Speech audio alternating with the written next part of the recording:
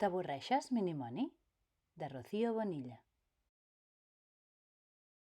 Hola, em dic Mònica, però tothom em diu Minimoni. Malgrat que he crescut molt, em continuen agradant les orenetes, els pastissets, anar en bicicleta, regar les plantes, els contes que m'explica la mare i pintar. He crescut tant que fins i tot ja vaig a l'escola dels grans. Per això ara tinc una agenda on apunto les coses que faig cada dia. I m'agraden tots els dies de la setmana. Els dilluns em retrobo amb els amics. Els dimarts m'entreno a hoquei. Els dimecres llegeixo a la biblioteca. Els dijous vaig a un taller de pintura. Estic aprenent moltíssim. Els divendres passo la tarda amb l'àvia Lola. Els dissabtes anem d'excursió. Però els diumenges... Els diumenges no hi ha res a fer. M'avorreixo. M'avorreixo. M'avorreixo. M'avorreixo molt. Els diumenges no m'agraden gens. Avorrir-se no serveix per res. Què podria fer per no avorrir-me?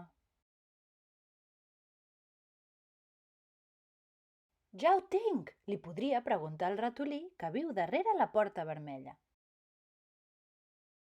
Bona idea! Però el ratolí no ho sap.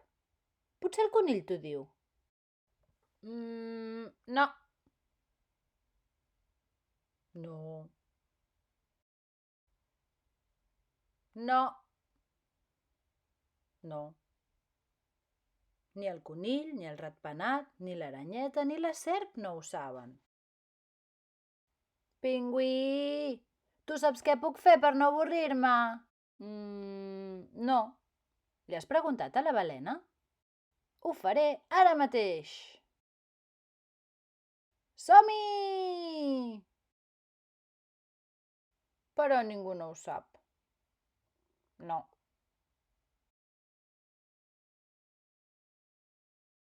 Potser l'extraterrestre t'ho pot dir.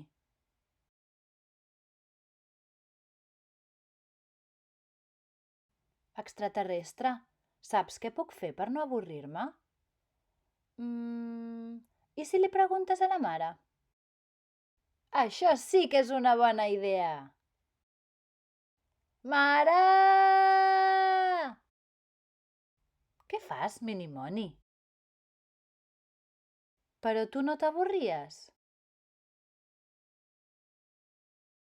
Jo?